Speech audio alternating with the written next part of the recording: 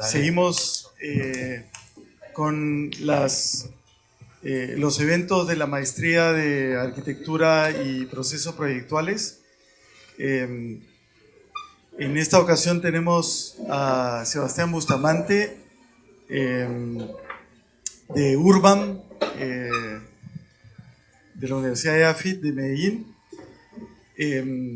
Bueno, yo conocí a Sebastián hace muchísimo tiempo, no sé si casi 10 años o 9 años. Puede ser. En que vino aquí, yo creo que hasta en esta misma aula, ya no me acuerdo, pero podría ser.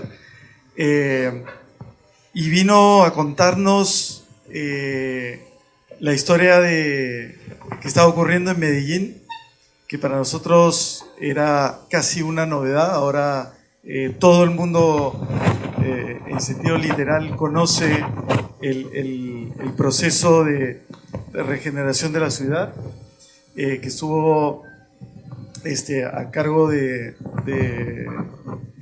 alcalde Fajardo de Medellín.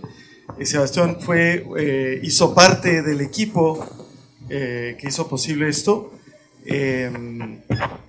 Hoy es parte de Urbam. Lo invitamos el año pasado al seminario bianual de la Católica. Urbam es un espacio de reflexión crítica sobre la ciudad. Son también nuestros aliados estratégicos en nuestra maestría, junto con la Católica de Ecuador y la Universidad Diego Portales de Chile. Él les va a presentar un proyecto que es Rehabilitar la Montaña, como usted, bueno, no sé si saben, Medellín hace parte de las 100 ciudades resilientes. Lima no hace parte de estas 100 ciudades. Y dentro de estas dinámicas hay, creo que la Fundación Rockefeller, que financia este grupo de 100 ciudades resilientes. Y muy recientemente, creo que hace un mes, dos, este proyecto de Rehabilitar la Montaña fue elegido como un plan piloto para realizarse en el mundo real. O sea, salimos de la academia para intervenir en el mundo real.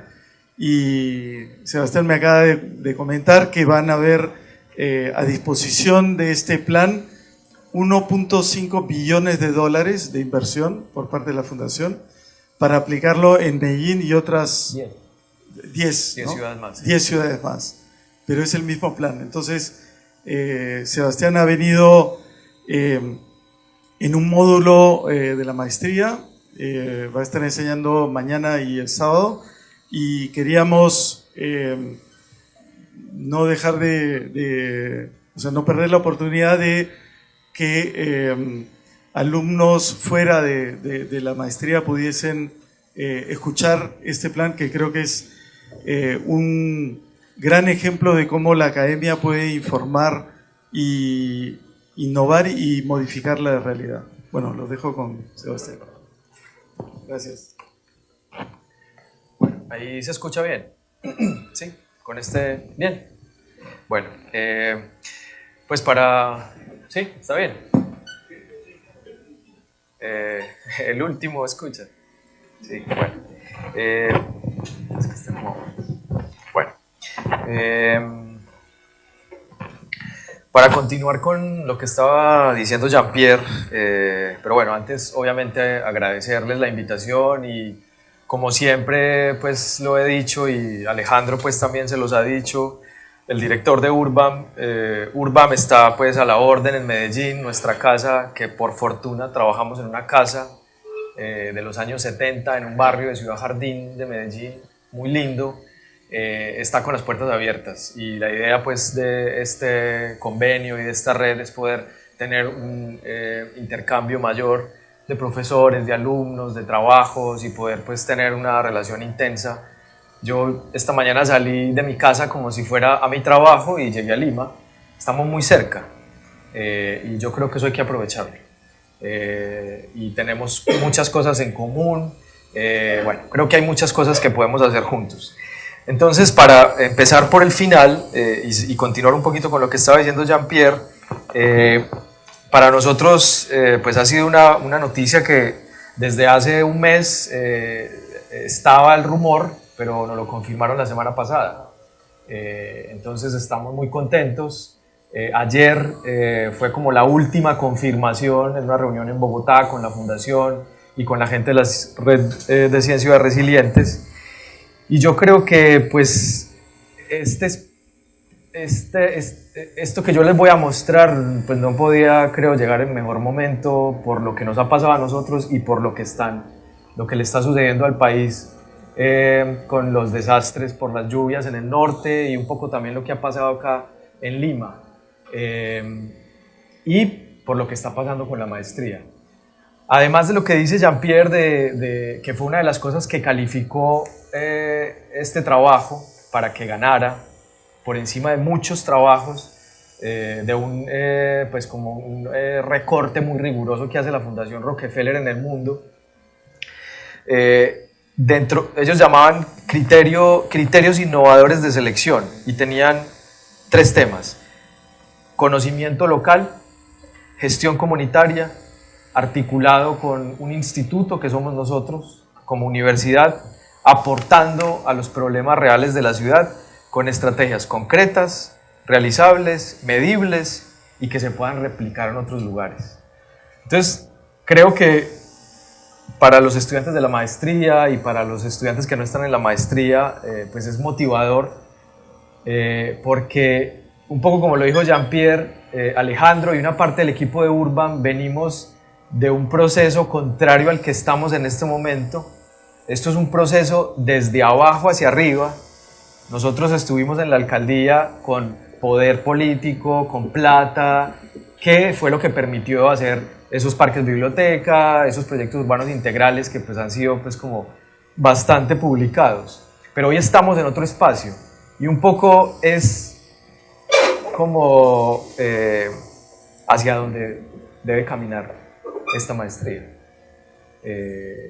Poder aportarle a la ciudad con cosas concretas y poder pues poner como todo el trabajo de los estudiantes y articular proyecto con academia para sacar adelante esas estrategias. Bueno, entonces lo que voy a hacer es mostrarles pues primero como una problemática, qué es lo que nos preocupa a nosotros, qué hacemos nosotros y ya les cuento pues lo que es Rehabitar.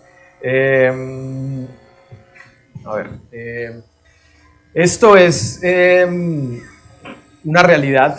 De hecho, cuando hoy llegué a Lima, que estaba despejado, que había un poquito de sol, se veían los cerros desde el aeropuerto, y esto es lo que está pasando en todo el mundo, que no está desarrollado, por decirlo así. Y este es el reto que tenemos. En Urban, esto es lo que nos desvela y a lo que le ponemos como todas las esfuerzos. Esto es en Brasil, esto es en Chile, esto es en Medellín y esto es aquí. Es un problema genérico. Y miren qué interesante, nos hemos dado cuenta que hay pues como 4 grandes momentos asociados a este tema de la informalidad, y el primero es el desconocimiento. Hay ciudades hoy o países que no reconocen la informalidad. Después de que se reconoce, ya empieza a mejorarse, después empieza a hacerse operaciones de consolidación y mitigación, que es mucho de lo que hizo Medellín con el urbanismo social y con los proyectos urbanos integrales, pero poco hay en el mundo sobre esto. ¿Cómo anticipamos? ¿Cómo anticipamos a desastres? ¿Cómo anticipamos a urbanización informal? Y aquí hemos tenido un aliado muy grande, que es el profesor Christian Werman, que estuvo un tiempo en la escuela de Harvard, en el GSD, y ahora está en la Universidad de Hannover, en Leibniz, que ha sido una de las personas que ha liderado esta discusión en el mundo, con el que hemos hecho link y con el que hemos empezado a trabajar esto que les estoy mostrando. Como les decía, en Urban, pues esto es los territorios que más nos interesan, esos territorios que no son ni urbanos ni rurales, esos territorios que están ahí en el intermedio, que es Lima, que es Medellín, y que son esos bordes que hay internos y externos en nuestras ciudades. pero también nos interesa mucho trabajar con las dos dinámicas sociales entre las políticas públicas, que como les decía, la experiencia que tuvimos en 4 años de haber estado en la empresa de desarrollo urbano era más esta lógica, es tener el poder, es tener la política, es tener plata y es hacer proyectos hacia el territorio y hacia resolver los problemas. Pero hay otro proceso que cada vez nos damos cuenta que ahí está la solución. El primer impacto que tuve cuando llegué a Lima fue ese: aquí está la solución. El conductor me dijo, no se preocupe, 5:15 llegamos al aeropuerto, usted llega. Y empezó a buscar por dónde meterse, un poco de violencia en la movilidad, pero llegamos. Y eso es lo que nos puede sacar adelante. Y yo creo que aquí hay una energía muy potente. Yo cada vez que vengo a Lima siento algo que es como si me conectaran a 1000 vatios de potencia. Hay una energía muy especial. Yo no sé si ustedes ya la naturalizaron o si eso lo sienten diariamente. Así trabajamos nosotros. Está pues el director Alejandro, tenemos 3 espacios, un espacio de gestión y de comunicación que está muy asociado a la prospectiva, que principalmente se trabaja en el espacio de proyectos, donde trabajamos 4 líneas principalmente: urbanismo y paisaje, medio ambiente y biodiversidad, casa más entorno y movilidad. Como somos pocos, entonces este nombre está por aquí y todos estamos en todo. Y esa es parte de la lógica y del engranaje fundamental de Urban. Y es que estamos aquí, pero estamos aquí y estamos aquí y todos estamos haciendo mover esto.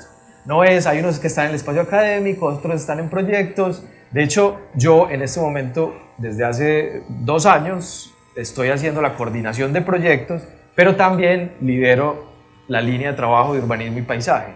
Pero también doy clases en la maestría y pues en este momento me toca estar pensando en cómo hacernos sostenibles con los proyectos, porque nosotros tenemos un presupuesto anual que nos da la universidad, pero ese presupuesto anual no es el que mantiene la mayoría del equipo. Hay ahí como una filosofía y es de automantenernos. Y eso nos hace estar permanentemente pensando en esta perspectiva, hacia dónde vamos, cómo nos adelantamos. Y hay algo que Alejandro siempre nos dice y es, nosotros tenemos que poner agenda. No podemos esperar a que nos digan qué hacer. Entonces aquí estamos entre, pues hacemos cosas que nos encargan, pero también hacemos prospectiva para ir hacia adelante. Y en el área académica tenemos una maestría, como lo decía Jean-Pierre ahora, que hace parte de ese convenio que tenemos de la Red Andes Pacífico. Tenemos unos cursos sobre urbanismo social y sobre otros temas y tenemos espacios de investigación. Para nosotros esto se ha vuelto una herramienta fundamental. Yo traje algunos que se los voy a dejar a la maestría, otros lamentablemente no se los puedo dejar porque se nos acabaron, pero nosotros trabajamos en formato libro. Trabajar en formato libro es este trabajo que es el que les voy a mostrar ahora. Esto lo hicimos en 6 meses. Cuando nosotros terminamos, compramos el ISBN, hacemos corrección de estilo, lo colgamos en la página web, hacemos impresión de 100 libros para regalarle a actores claves con los que seguir haciendo la gestión y chao.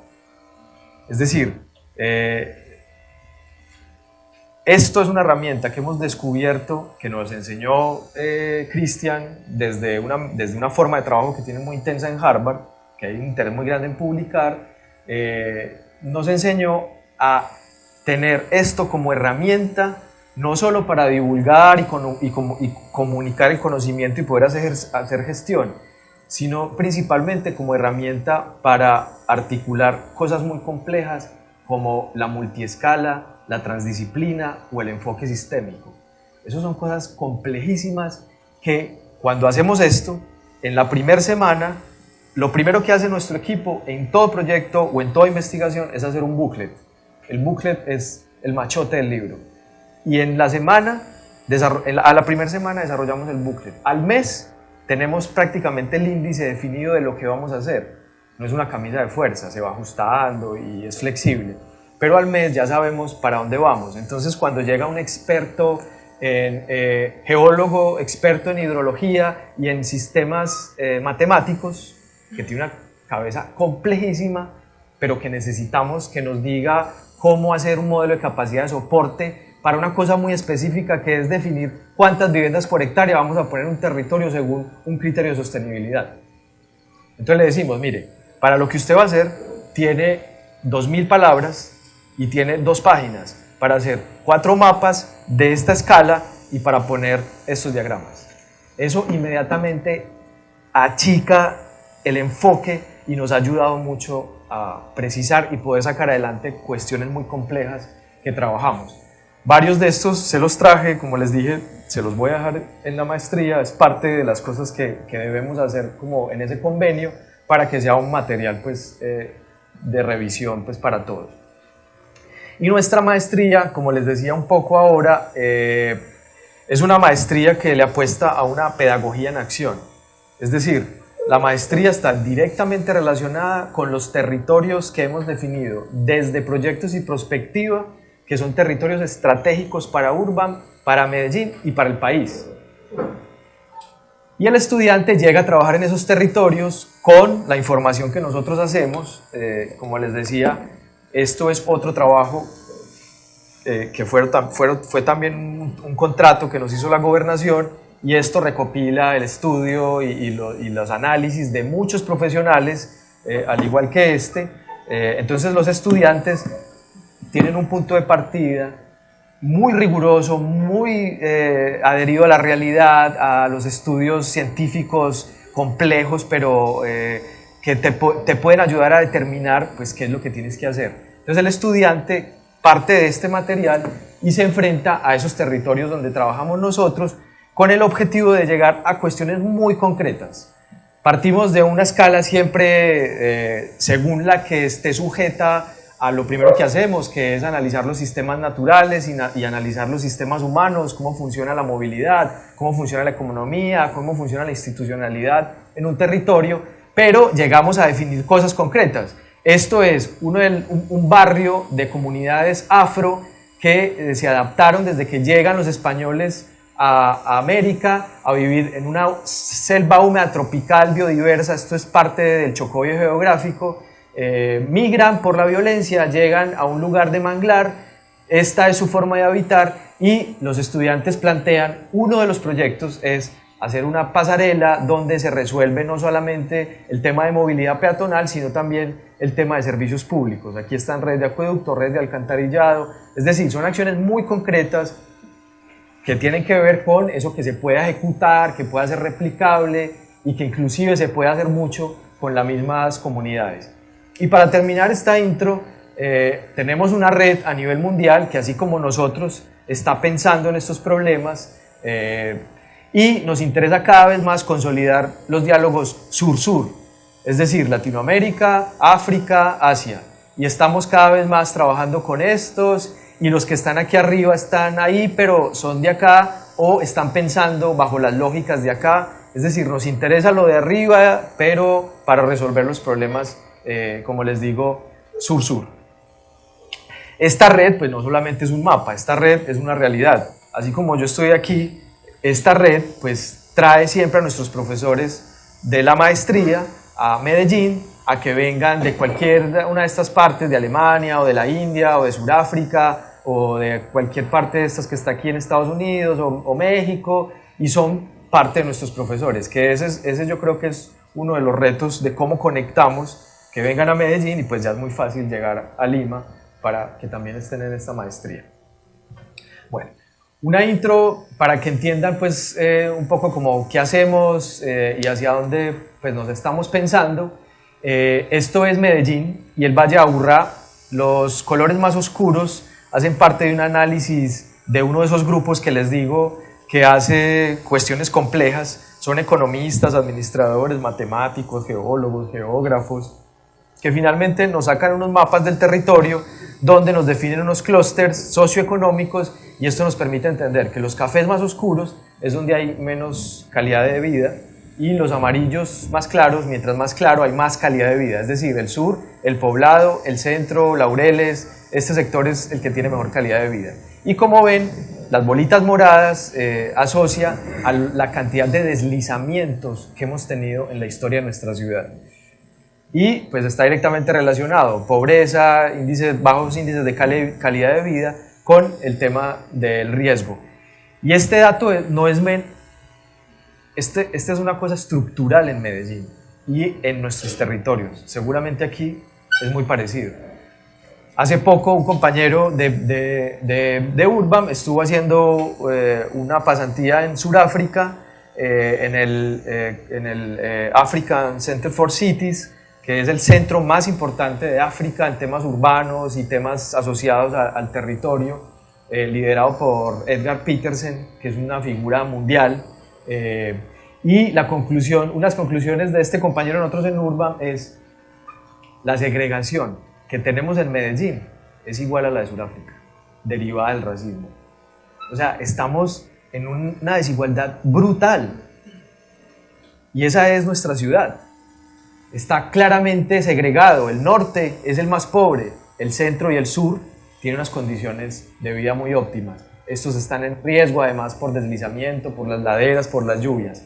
Y este es el crecimiento que tenemos en nuestra ciudad. Sobre los bordes, un crecimiento intenso, diferentes formas, no solo lo azul es informal, lo otro es suelos suburbanos, casas de vivienda campestre hacia el norte, hacia el oriente, suroriente, esto es el Poblado, Sabaneta, Envigado, Río Negro, cerca del aeropuerto, estos son explotaciones de minas, canteras para materiales, es decir, los rojos son zonas de expansión, es decir, no solo lo informal está creciendo de manera desmesurada sobre las laderas, de formas muy distintas estamos creciendo, esta es nuestra realidad, estos son nuestros bordes en la zona norte y esto es el Poblado con un crecimiento muy parecido al del norte, pero estos pues tienen, se supone, una menor cantidad de riesgo.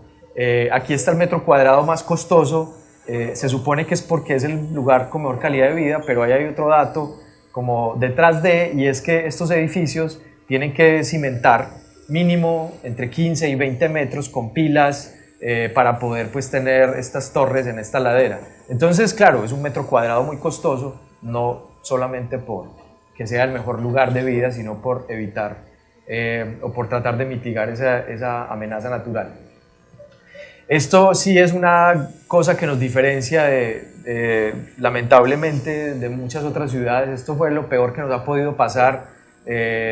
Pablo Escobar y el cartel de Cali, cartel de Medellín, cartel de Cali modificó completamente nuestros patrones sociales, nos pone en 381 muertes por 100.000 habitantes. Esto es la ciudad más peligrosa del mundo en ese momento y esto pues sí lo compartimos con muy pocas ciudades. Y entonces llega en el 2004 esto que se llamó urbanismo social en la alcaldía de Sergio Fajardo y trabajando en los lugares donde hay menor índice de desarrollo humano, es decir, los verdes más claros es donde están los proyectos urbanos integrales. Y esto lo tengo solamente para mostrarles las lecciones que nos deja, que es nuestro punto de partida en Urbam. El urbanismo social, para ubicarlo territorialmente, trabaja en la ladera que no es la más alta. Como ven, acá tenemos hasta el 40% de pendiente. Esto pasa, llega inclusive al 60% de pendiente, que es donde está el borde urbano rural. Creíamos que la pendiente podía limitar el crecimiento, pero no es así. En Medellín pues esto ha sido rebasado y se concentran los proyectos urbanos integrales en esa ciudad más consolidada. Esta fue la ciudad informal de hace 70 años. Hoy esta es nuestra ciudad informal. Entonces la apuesta de esto es, pues consolidemos esta ciudad, equipémosla, conectémoslo con la ciudad formal, conectémosla con transporte público, generemos nuevos equipamientos, porque pues estamos muy cerca de esta ciudad. Y aquí tenemos otro reto que en ese momento no era parte del norte porque pues las prioridades estaban acá. Entonces, primera lección, fundamental siempre estar pensando en cómo revaloramos ese sistema natural de nuestras ciudades. En Medellín tenemos unas montañas hacia el oriente, unas montañas hacia el occidente, geomorfológicamente son todas muy distintas, geológicamente también. Eso deriva en esta riqueza hídrica que tenemos. Estamos a 1.400 metros sobre el nivel del mar, estamos entre 1.500 y 3.000 milímetros de lluvia al año, eso es muy alto y eso genera que tengamos agua permanente por un sistema hídrico complejo en este Valle de Aburrá, pero pues muchas de estas quebradas las hemos ido tapando y las hemos ido obstaculizando. Segunda gran lección, conectar la ciudad dividida, conectar la ciudad donde vive la gente que tiene menos calidad de vida con la gente que tiene más calidad de vida, conectarla literalmente. Estos son barrios que no podían tener contacto entre ellos por la quebrada, entonces se hacen pequeñas acciones como esta o grandes acciones como la infraestructura de Metrocable conectada al sistema de transporte público masivo.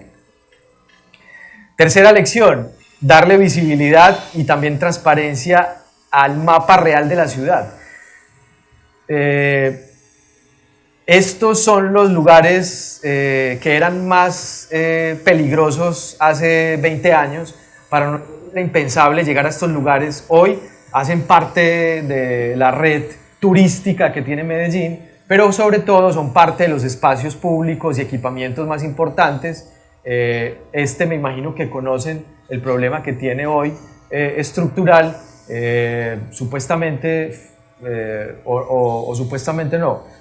Hace poquito el alcalde Sergio Fajardo sacó por redes diciendo lo que pasó fue que el constructor y el interventor no cumplieron todo lo que se tenía asociado al diseño arquitectónico, al diseño estructural. Es decir, están en este momento en una demanda constructores e interventores y lamentablemente pues, este edificio está hoy en reconstrucción.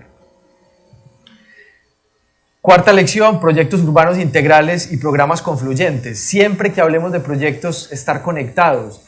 Un parque como Explora para la ciencia y la tecnología, el juego para los niños, conectado al jardín botánico, conectado al paseo urbano Carabobo. Todo esto es un espacio que hoy se consolida como un gran parque urbano de Medellín, asociado a programas también, programas a la educación, programas a la ciencia y la tecnología, programas al emprendimiento. Es decir, no solo los proyectos deben estar integrados, sino integrar también proyectos y programas.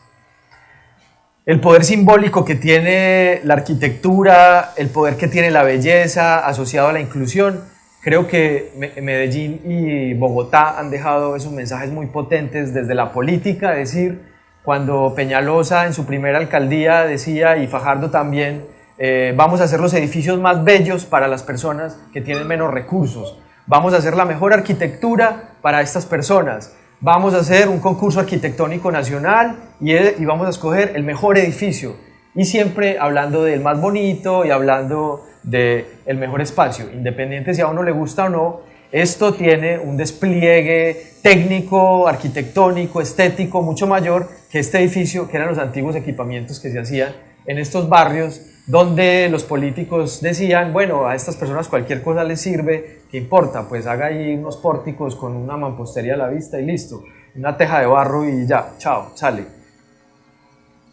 Entender como otra gran lección la importancia que tiene la calle y asociada como a esa piel del barrio, ese espacio donde todos se encuentran. La calle es ese espacio fundamental de cada ciudad y pues es fundamental diseñarla bien, incluir criterios ambientales asociados a la urbanización, asociados al manejo del agua, asociados al amoblamiento urbano, es decir, diferentes criterios urbanos, culturales, ambientales, de resiliencia, deben integrarse al diseño de esas calles para que tengamos finalmente calles caminables, calles incluyentes por donde pueda pasar un anciano, por donde pueda pasar un niño, por donde pueda pasar un coche, es decir, la calle para todos, las pendientes, los rebajes, que sea accesible. Y sin dudas, una de las principales lecciones, los proyectos no son sino que para las personas y con las personas. Esto pues no tiene ninguna duda, esto es sine qua non, pues. Esto es el fundamento de cualquier cosa que hagamos desde nuestro trabajo en Urban. Y nos hemos dado cuenta el poder que tiene para poder trabajar con la gente desde nuestra camisa de técnicos, esto, la comunicación social, sobre todo la cultura como mediadores, la música, la cantidad de grupos de música urbana que hay en los barrios es pues infinita y esto es uno de los principales puentes para transformar la ciudad. La radio, los periódicos, los programas de televisión comunales. Ahí hay un trabajo que nos enseñaron los trabajadores sociales, los comunicadores, que era fundamental. Y finalmente, pues el principal objetivo y el principal reto es que todas esas cosas que yo les he dicho se puedan concretar, y en Medellín se concretan en el primer periodo en estos 3 territorios: Proyecto Urbano Integral Nororiental, el de la zona norte y el de la zona de la Comuna 13, donde se hacen proyectos como este. Esto era una quebrada que estaba completamente invadiendo el cauce de ese cauce natural. Es este mismo espacio, miren cómo era. Y pues lo que se hace es un mejoramiento de esto, se hace reubicación de vivienda en el sitio, de viviendas que finalmente no pueden mejorarse, y definitivamente las obras de mitigación, de manejo del agua, de estabilización de taludes, pues no permiten que algunas casas se queden. Entonces algunas se reorganizan, se reforman, se mejoran estructuralmente, y otras pues finalmente tienen que hacerse estos edificios en este borde. Pero aquí está todo compactado en un solo pedacito. Esta es la quebrada Juan Bobo, estos son áreas verdes que se tuvieron que liberar, todo esto estaba lleno de casas. Estos son las zonas más pobres que tiene nuestra ciudad, las que están cercanas a las quebradas, y lo que hace es liberar pues el espacio. Hay zonas verdes, hay conectividad con escaleras, con puentes, para que este espacio esté conectado al resto del barrio, esté conectado al Metrocable, esté conectado al parque biblioteca y a todo el sistema de otros equipamientos que se definieron ahí. Después de esta experiencia nace Urban. Alejandro Echeverry dice: yo no quiero estar más en la política y no quiero depender de estar 4 años en un gobierno o no. Yo quiero generar un espacio que pueda apoyar procesos de largo alcance. Y entonces llega a la Universidad de AFIT, que es donde trabajamos ahora, que tenía en ese momento un proyecto de montar una escuela de arquitectura, y definen crear Urban, Centro de Estudios Urbanos y Ambientales, y empezamos con este primer trabajo. Es un encargo de la Alcaldía de Medellín y del área metropolitana, lo llamamos BIO 2030, es el plan director para Medellín y el Valle de Aburrá. Y aquí se definen 2 cuestiones dentro de muchas complejidades que tiene Medellín y el área metropolitana. Somos una metrópoli de 3,5 millones de habitantes, Medellín tiene 2,5 millones. Aquí hay 10 municipios en esta pequeña cuenca del Valle de Aburrá, y este plan director define algo que es fundamental, y es, bueno, ¿cómo generamos un consenso metropolitano que nos une a los municipios del norte con los municipios del sur? Y aquí hay algo que aprendimos en Medellín que tiene que ver con eso que yo les estaba hablando ahora, y es que para poder lograr un proceso de transformación urbana potente, urbana, ambiental, social, potente, se tiene que armar una historia, se tiene que armar un guión, se tiene que armar un relato que haga emocionar a las personas. Si no, no se logra, porque se queda en un discurso técnico que las personas no lo entienden, no entienden cómo los servicios ecosistémicos pueden afectar el día cotidiano de doña Teresa cuando va de su casa a comprar las arepas.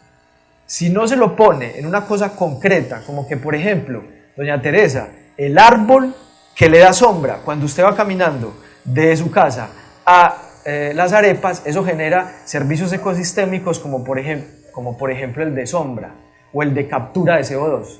Claro, eso hay que pues bajárselo un poquito más, pero la sombra que usted siente, usted puede ir caminando debajo del sol a comprar las arepas tranquila, fresca, por eso, porque estamos generando un programa y una política de biodiversidad donde los servicios ecosistémicos son muy importantes, y ahí salen pues los doctores expertos en biodiversidad, en ecología urbana, y tienen pues toda una retórica técnica. Si eso no se baja a eso que les digo, no se logra una cuestión que es fundamental, y es viralizar, que se vuelva viral. Por eso, rehabilitar la montaña. Pensamos mucho el nombre. Potente. Así como se comunica hoy uno por redes sociales. Son pocas palabras, pero potentes. Entonces, de esa misma forma, definimos, bueno, en el Valle de Aburrá lo que nos une son dos condiciones. Compartimos el río y compartimos la montaña. Y encontramos que en esto que está azul, que son esos suelos cercanos al río que la ciudad no se ha terminado de acercar bien, hay unas áreas, un montón de áreas de oportunidad acá, hay zonas industriales, hay un montón de lotes baldíos, hay un montón de área de renovación urbana que la calculamos con economistas, expertos en renovación urbana, y eso daba que, contrario a lo que los constructores inmobiliarios dicen, no, es que no hay más espacio, hay que crecer sobre la ladera, porque no hay más. Mentira, nos dimos cuenta que aquí, en esta zona azul, cabe lo que está proyectado al 2030, que fue unas proyecciones hechas por un demógrafo experto en demografía de no sé qué, definía que la capacidad de este territorio en renovación urbana puede captar toda la población. Entonces aquí nos dábamos una primer gran noticia, y era, podemos consolidar esto como un territorio que compartamos desde el norte hasta el sur. El agua que viene de acá pues tiene que ver con lo que pasa acá y viceversa, y la montaña pues también está toda conectada. Entonces se definen dos territorios estratégicos. Decimos, bueno, se genera un consenso metropolitano. Esto que yo les digo se debatió, se conversó en 10 municipios que tienen el área metropolitana, con 10 alcaldías distintas, de bandera política distinta, con técnicos con enfoques distintos, y finalmente se llega a eso. Nos vamos a concentrar de acá al 2030 a trabajar el río y a trabajar la ladera.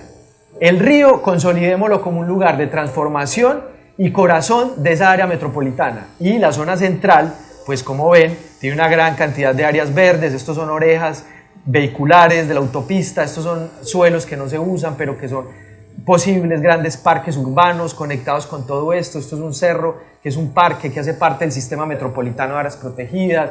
Este es el Parque Explora, Jardín Botánico, es decir, aquí hay una gran oportunidad. El centro, la Alpujarra, donde hay los equipamientos metropolitanos más importantes están acá, el parque metropolitano más importante está acá, el estadio, la zona de deporte más importante está acá, es decir, todo esto está muy cerca para poder generar un proyecto urbano de transformación, renovación urbana, modificar la movilidad.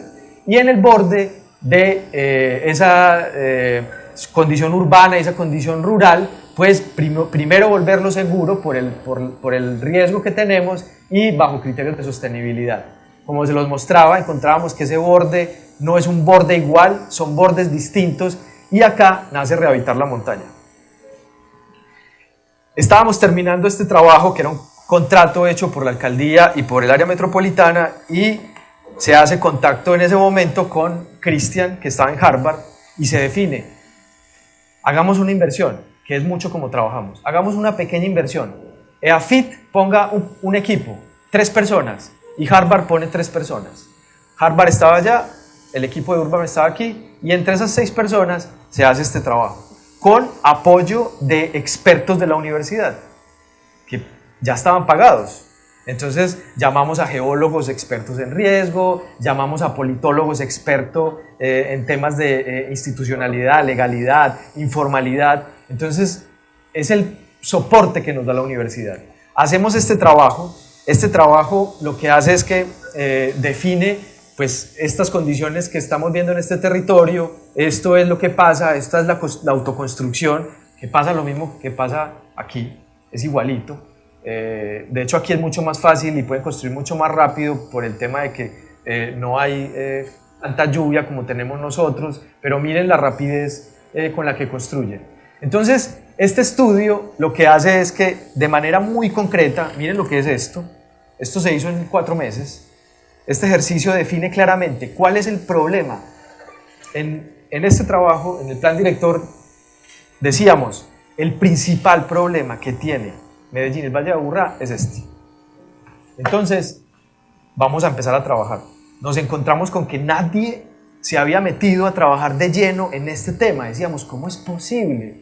500 personas murieron en un solo deslizamiento en los 90s, con una lluvia. Y esto no es prioridad en la ciudad. Es un tema de vida o muerte. Entonces dijimos, bueno, hagamos este ejercicio. Entonces ahí identificábamos mapas como esto. Por ejemplo, hay una dunita que es un suelo, esto es geología, litología, es un suelo muy arcilloso que atraviesa el Valle de Aburrá. Y ese es el principal problema que tenemos. Cuando llueve más las altas pendientes, ese suelo arcilloso se satura, explota y genera deslizamientos. Lo que les decía, todos estos son la cantidad de deslizamientos históricos. Hemos tenido casi 1000 muertes, todas concentradas en ese territorio. Este tipo de mapas son los que aparecen ahí, este tipo de cifras. Ojo, estamos hablando de mal contado el 8% de la población, que esto puede llegar al 10 y superar seguramente el 15. Miren la cantidad de personas que viven en esta condición. Esto puede pasarnos en Medellín después de un aguacero. Y miren lo que se nos viene, es decir, esto es un tema muy importante. Entonces ya habíamos hecho urbanismo social y decimos, bueno, ¿y aquí qué? Vamos a trabajar de la misma lógica, con la misma lógica. Entonces decimos, no, eso es otra cosa, eso tiene que ver con otras lógicas, ahí hay que generar un proceso distinto. Entonces, ¿qué pasa en este borde? La alcaldía, con un enfoque convencional asociado, me imagino que acá también funciona esto, asociado al mejoramiento integral de barrios y en Medellín definido como un plan de regularización, se lleva a estos territorios y este caso específico, estos son en pesos colombianos, 106.000 millones de pesos, aproximadamente son 53 millones de dólares para resolver el problema de 13.000 personas. Cuando multiplicamos eso por 284.000, no da. O sea, la solución que tiene la alcaldía no es viable. ¿Y entonces qué vamos a hacer? Y las personas siguen construyendo. Entonces el gobierno nacional dice, no, vamos a construir casas gratis. Y el gobierno de Santos lleva 2 gobiernos construyendo viviendas gratis por todo el país. Y miren lo que pasa. En este barrio, este es el lugar de las nuevas viviendas bajo la lógica del mejoramiento integral de barrios, del plan de regularización, que es traer las viviendas y las mismas lógicas de la ciudad más consolidada. Y miren, concéntrense en esos dos. Se construye el barrio y la atracción de población que genera esta construcción, esta forma de construcción, que además es asistencialista. Y una de las cosas que hemos aprendido es, estas comunidades no necesitan asistencialismo. Estas comunidades tienen unas inteligencias colectivas que inclusive pueden superarnos como técnicos, porque tienen otras lógicas que los hace responder a problemas complejos de forma muy sencilla, muy barata, trabajando en comunidad, trabajando los fines de semana para poder resolver sus problemas. Y este es el proyecto. Entonces es, en el borde de la ciudad montan estas torres en una condición urbana y rural que hay aquí, mucho más rural que urbana, muy distinta a esta. Y además llega el alcalde pasado y dice, no, lamentablemente, eso que habíamos definido nosotros acá dice, bueno, esto va a ser un proyecto estratégico para mí. El borde y el río.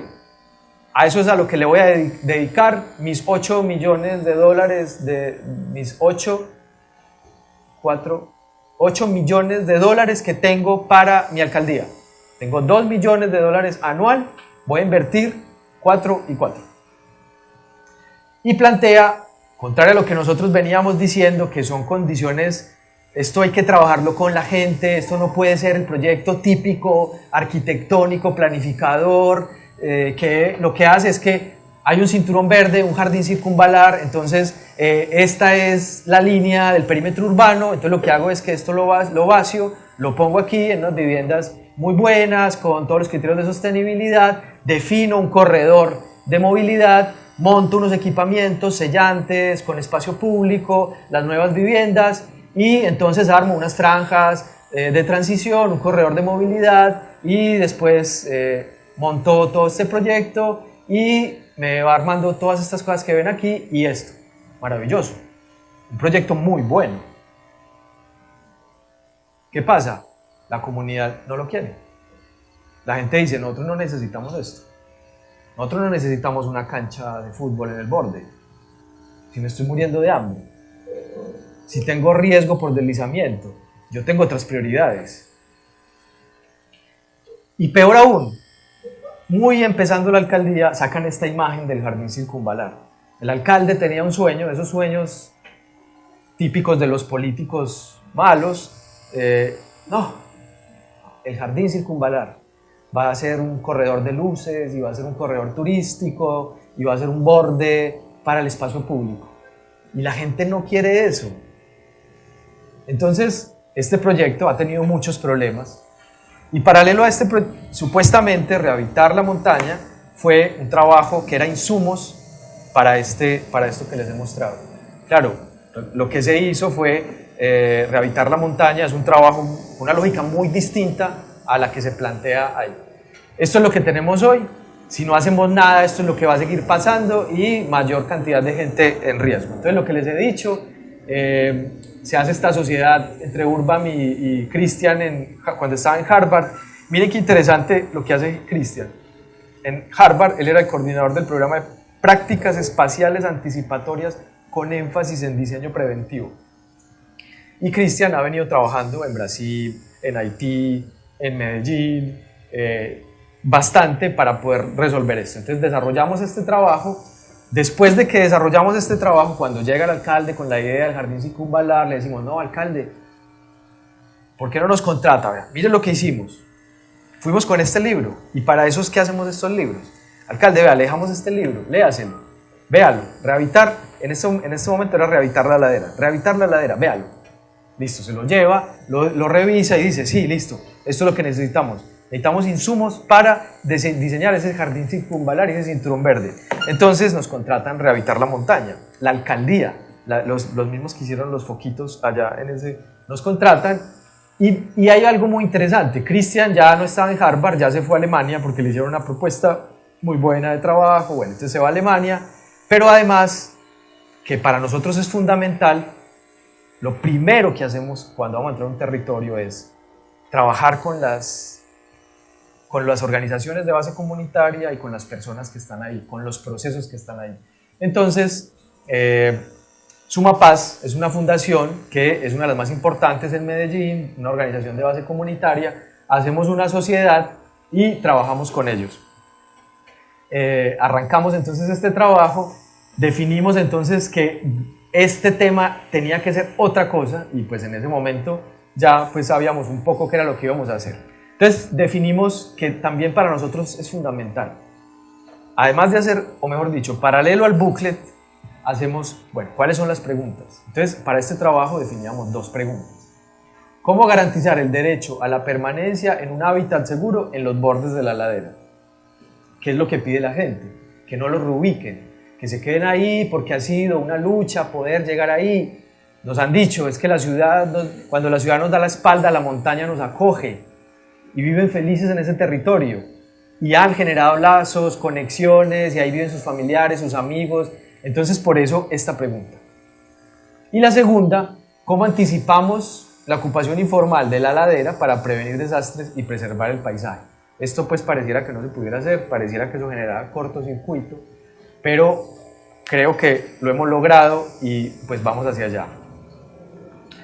Entonces decimos, bueno, lo primero que hay que hacer es entender las lógicas del sistema natural para poder definir ese territorio. Entonces, vengan expertos en temas ambientales, en temas ecológicos, en temas de biodiversidad, en temas de paisaje. Entonces, identifiquemos la geomorfología, la litología, los ecosistemas, la hidrografía, todo eso puesto en un dibujo que se lo tenemos que mostrar a los líderes de la organización de base comunitaria que es la Fundación Suma Paz. Entonces por eso estos dibujos son como dibujo de coquito, es un dibujo muy sencillo para que ellos puedan entender, azul es el agua que se mete por acá, que esto es un tipo de suelo, que esto es otro tipo de suelo, y este dibujo nos permitió cambiar un paradigma que había en estos territorios. Cuando se hicieron esos parques biblioteca, esta gente empezó a decir, el tema del riesgo es un tema de plata. A mí me dicen que estoy en riesgo, pero van y construyen el parque biblioteca. Es un tema de plata.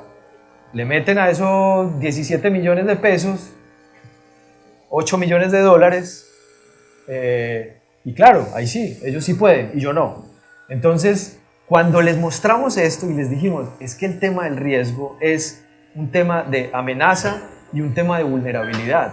La amenaza está asociada a la hidrología, está asociada al tipo de lluvias, a las precipitaciones, está asociada a la infiltración que tiene, está asociada al suelo, está asociada a los bosques, a las coberturas, a la geomorfología, a la litología.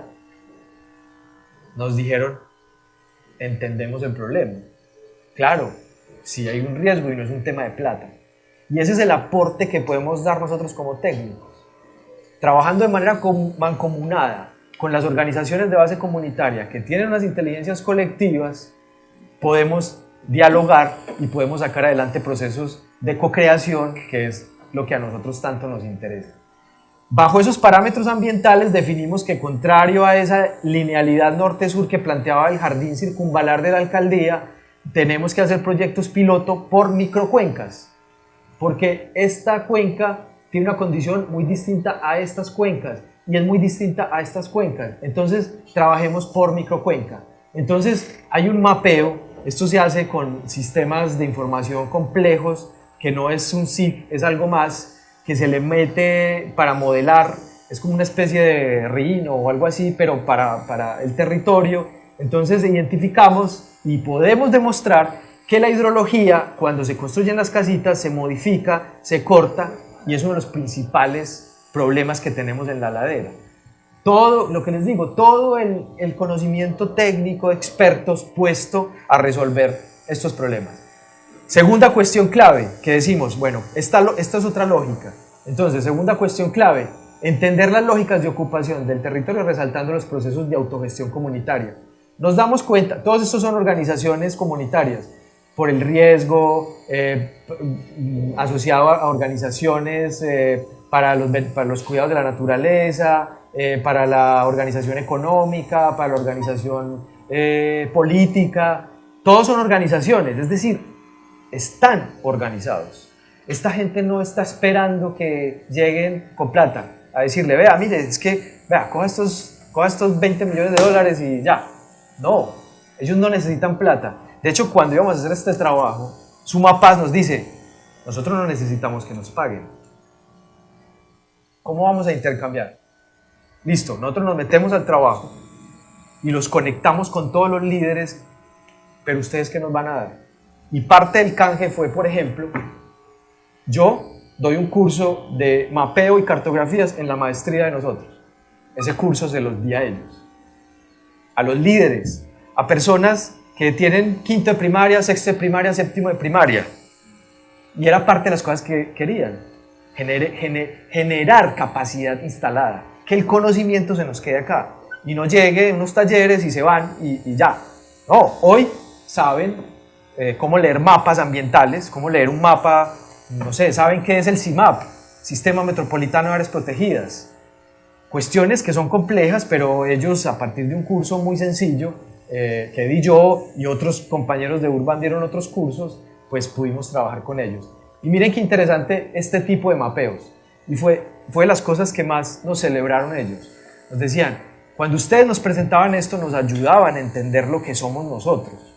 Esto fue una reconstrucción territorial a partir de entrevistas y de un redibujo de aerofotografías para entender cómo había sido el crecimiento, pero cómo se habían organizado. Entonces miren, casi desde el 60 hasta el 2000, 40 años, solo hay puntos azules. Esto es lo que pasa en los barrios informales. Durante 40, 50, 60 años han estado solos construyendo su espacio público, sus equipamientos, sus viviendas. Hace muy poco llegaron los grupos armados, lamentablemente, que aquí hay de todo, paramilitares, guerrilla, bandas criminales, pues todo lo que pasa en Colombia, llegan también a este territorio, llegan las asociaciones, las fundaciones, las ONG, y llegan las instituciones, el gobierno y bueno, diferentes instituciones. Pero esto que nos dio a entender a nosotros y a ellos, ustedes tienen una capacidad instalada, ustedes son capaces de organizarse y sacar adelante proyectos. Entonces, ese ejercicio nos permitió pues, mostrarle a los diferentes actores con los que trabajamos, al gobierno, a las diferentes entidades, a la Fundación Rockefeller, a la Red de 100 Ciudades Resilientes, decirle, mire, es que esta gente está autoorganizada. Cuando analizamos las condiciones socioeconómicas, miren, si leen en detalle todo esto, todo es problema. No tienen plata, malos materiales de construcción, hay violencia, no hay conexión a internet, bueno, todos los problemas. Pero hay uno que es muy potente. La mayor población de niños está ahí. O sea, el futuro está ahí. y están viviendo con las condiciones más precarias que puede vivir un ser humano. Seguramente pasa lo mismo en Lima. O sea, el futuro está sin espacio público, sin equipamientos, viviendo en casas de materiales poco durables. Y esto fue el germen principal, y sigue siendo, por ejemplo, para el narcotráfico. En Medellín, Pablo Escobar llega y de aquí es de donde saca todos sus sicarios y saca todos sus jóvenes para poder hacer todas las coartadas. No es que esta gente sea mala. Pues llega un huevón como Pablo Escobar y les dice, venga, le doy 2 millones de pesos para que vaya y mate a este. Y se está muriendo de hambre y tiene sueños y no tiene nada que le dé esperanza. Pues va y lo hace y empieza a regarse la bola y se riega la bola y Pablo Escobar arma de aquí todo su batallón y nos vuelve mierda a la ciudad. Cuando esta gente, hablamos con ellos, nos dicen, es que yo cómo me voy a ir de aquí, venga, mire, y lo llevan a uno, vea, mire la vista que hay, sienta el aire, es más fresco que allá abajo, el aire es limpio, respire, claro, tiene unas condiciones excepcionales, vista, clima, el ecosistema que tiene. Entonces, por ejemplo, el arte, este es uno de los artistas más importantes que tenemos en Medellín, Freddy Serna, que vive en la ladera occidental y toda su vida ha pintado la ladera oriental. Y miren la belleza como pinta la montaña y ese borde. Es azul, es verde y están esas pequeñas casitas ahí. Uno ve esto, no sé ustedes qué piensan, pero pues como toda buena obra de arte, no hay términos medios, o te gusta o no te gusta. Pues en Medellín esto nos encanta y nos parece muy bonito y esto es una imagen muy potente y eso es un inspirador para rehabilitar la montaña y no para hacer el jardín circunvalar con las lucecitas o para hacer esos torres que hay por allá arriba que plantea el mejoramiento integral barrial. Entonces esta gente, les pido disculpas, no sé por qué se montó esto, esta gente nos dice, sí, yo vivo en esta casita, mire el techo que tengo, mire, por aquí se me entra el agua, esto es una viguita en madera que, pues si yo me paro ahí se cae, esto es una teja de asbesto, es una casita donde viven 4 o 5 personas, hay un cuarto, todo está ahí metido, la cocina, la sala, pero la montaña nos acogió cuando la ciudad nos dio la espalda. Y llevan 40 años viviendo ahí, y tuvieron esos 40 años trabajando hombro a hombro, haciendo sus calles, haciendo sus cosas. Claro, no puedes llegar a decirle, no, vení, es que vamos a hacer unas franjas de transición, unas franjas de borde.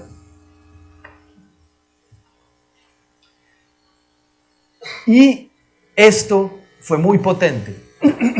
Parte de esas negociaciones que hicimos fue, bueno, necesitamos que ustedes nos soporten técnicamente. Reconocemos que ustedes son nuestros aliados. Entonces, necesitamos que ustedes sean su equipo de ingenieros expertos en movilidad, biólogos expertos en ecología, en biodiversidad, todo su equipo sea soporte para nuestras discusiones. En ese momento, ellos empezaron a generar una pelea con el gobierno, porque, como les mostré esos dibujos, esa banda perimetral resulta ser no solo focos, sino un monorriel que iba por el borde de Medellín, para que los turistas llegaran al metro, se montaran en el metro cable, fueran al monorriel y pasearan por el borde de la ciudad. Dentro de los estudios que hicimos en ese momento, nosotros teníamos un ingeniero experto en movilidad y hace un estudio origen y destino.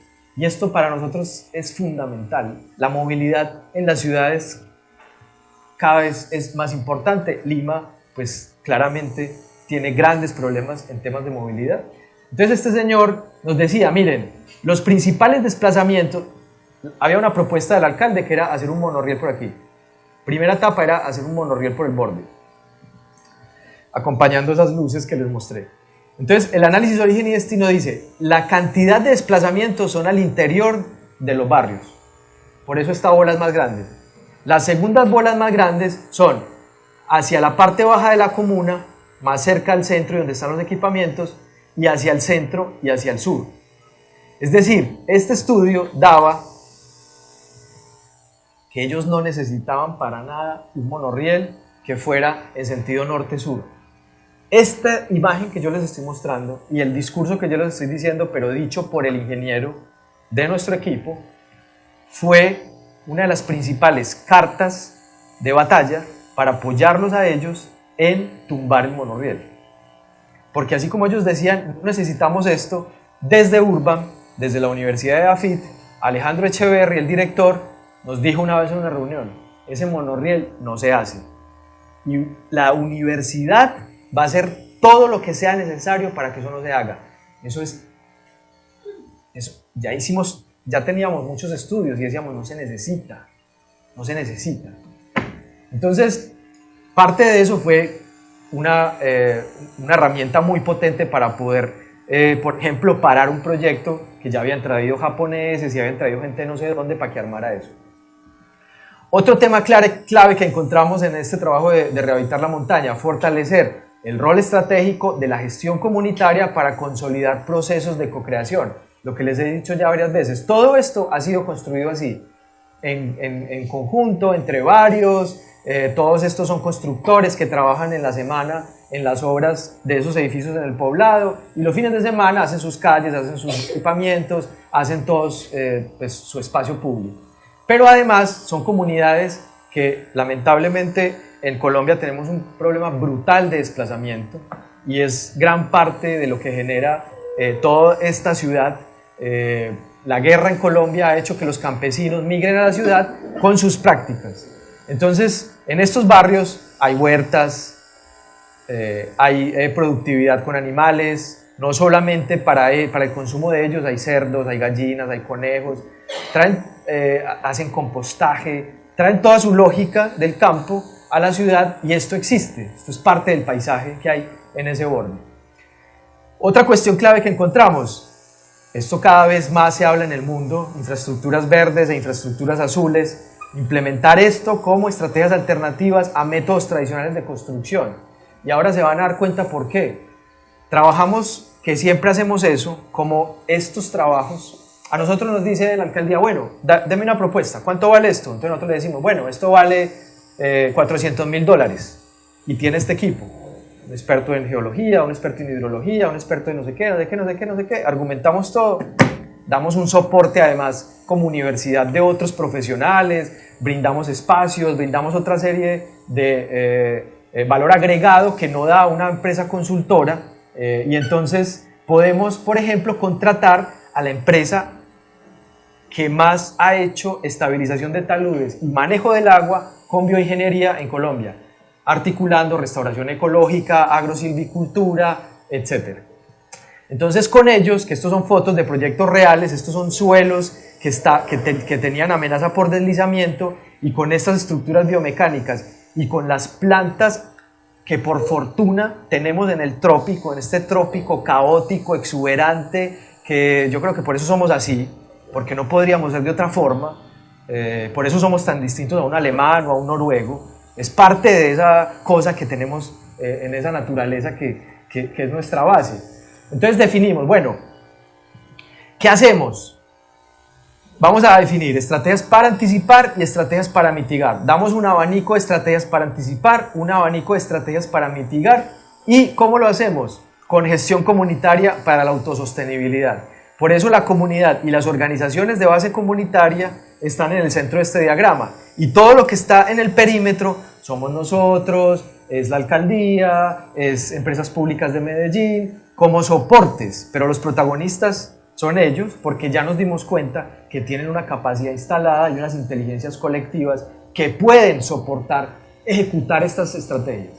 Entonces, contrario a lo que suele pasar bajo los enfoques tradicionales de la planificación, de la arquitectura, del urbanismo, a estas escalas, por lo general, y a uno se lo enseñan, bueno, lo primero que hay que hacer es un plan maestro, y después de ese plan maestro, pues hay que definir proyectos urbanos que se articulan con lo ambiental. Dijimos, esto no es de planes maestros. Eso es lo que hace la alcaldía. La alcaldía hace planes maestros ahí. Este territorio no recibe planes maestros, esto no es de lógica de planes maestros. Entonces decimos, bueno, juntemos el sistema natural, juntemos el riesgo, juntemos la ocupación y finalmente eso nos da unas situaciones territoriales. Y a cada una de esas situaciones territoriales vamos a definir una serie de estrategias, de acciones muy concretas para transformar ese territorio. Entonces planteamos otra lógica distinta a la lógica tradicional de trabajar con plan maestro, con proyectos. Aquí trabajamos con territorios concretos, con acciones de pequeña escala. Como les decía, el enfoque desde las comunidades hacia el Estado, es decir, un proceso desde abajo hacia arriba, y ahí la URBAM y la universidad ha sido un soporte clave, como se los he mostrado. Todo el abanico de estrategias, cómo anticipamos, cómo mitigamos. Por ejemplo, anticipación, preparación a desastres naturales. Entonces hay unas estrategias de mapeo asociadas a estudios geotécnicos detallados, a mapeo con la comunidad, sistema de alarmas, infraestructura de apoyo vehicular, peatonal, una serie de estrategias muy concretas. Mitigación, cómo estabilizamos taludes bajo sistemas convencionales, sistemas no convencionales, cómo manejamos el agua, que es una cuestión fundamental que lo aprendimos con esta organización que les dije, que son expertos en Colombia, y todas esas fotos han sido proyectos que ellos han hecho en las montañas de Medellín. Principios rectores de rehabilitar la montaña, y eso, lo que les decía, fue lo que nos hizo que Fundación Rockefeller y la Red de 100 Ciudades Resilientes de muchos proyectos en el mundo escogieran este proyecto.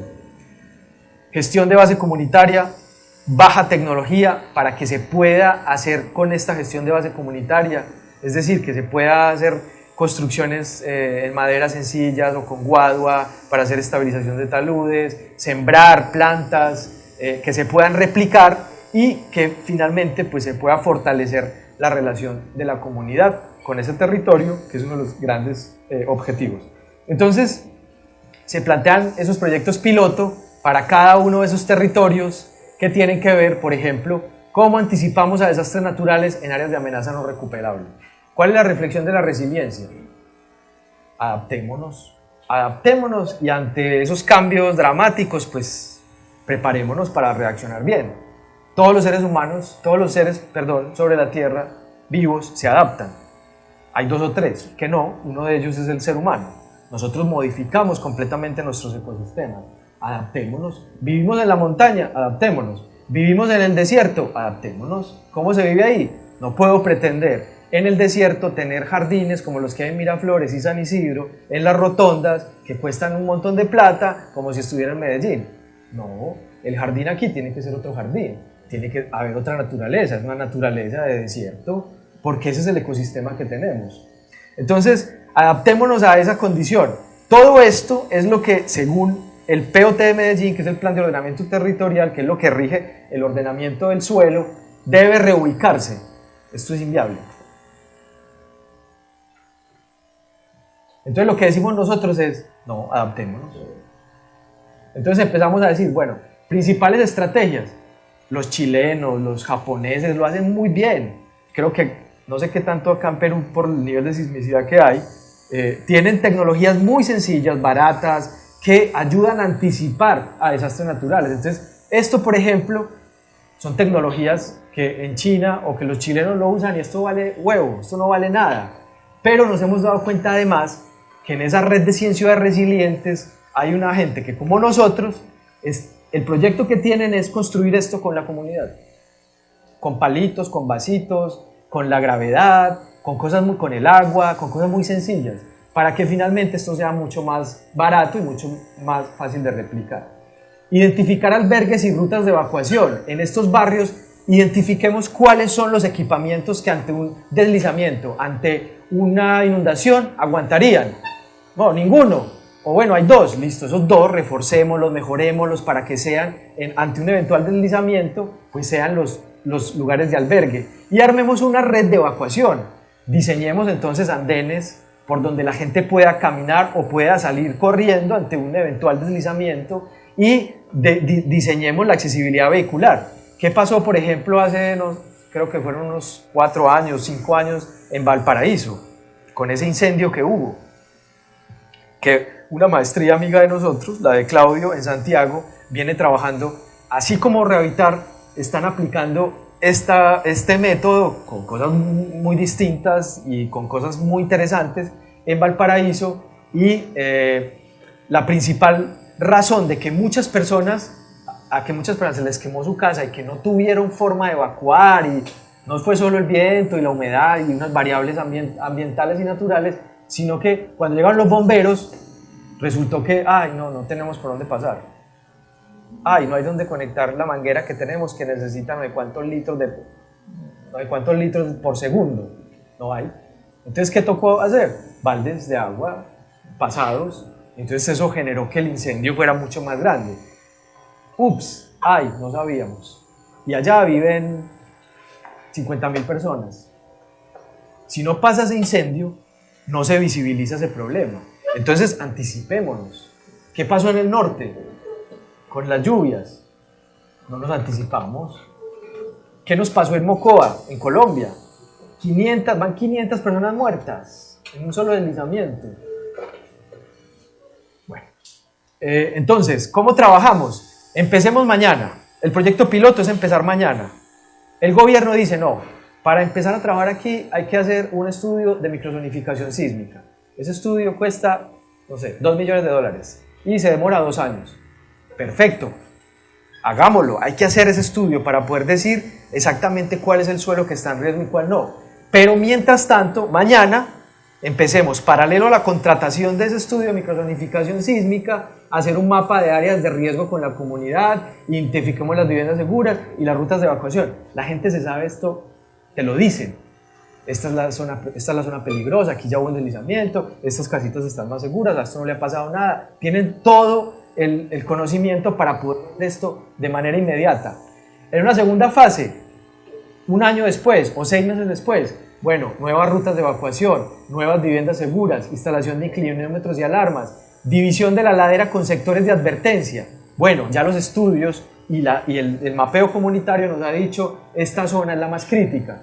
Finalmente esto termina en diseñando unos nuevos refugios, unos espacios públicos y una infraestructura de evacuación, una reubicación de viviendas de áreas de riesgo. Finalmente, de las 2.000 que había que reubicar, hay que reubicar 100. Listo, eso sí es viable. Y finalmente, que para nosotros es fundamental, todo proyecto debe tener un proceso. ¿Cuáles son las fases? Se planea a corto plazo, a mediano plazo, a largo plazo. ¿Cuáles son las estrategias físicas? ¿Cuáles son los actores? Y finalmente, pues entonces en todas las imágenes que van a ver, no hay ya, que a mí me sorprende mucho cuando estoy al lado de Alejandro Echeverry, que fue el que lideró en Medellín los parques biblioteca y dice, no podemos hacer más parques biblioteca en esta ciudad. Ya, hicimos, no sé, 15, ya. En ese momento estamos teniendo problemas para mantenerlos, porque hay que pensar en la sostenibilidad. Y hay gente todavía hoy que dice, no, hay que hacer más parques de biblioteca, hay que hacer, entonces están haciendo ahora UAS, una unidad de vida articulada.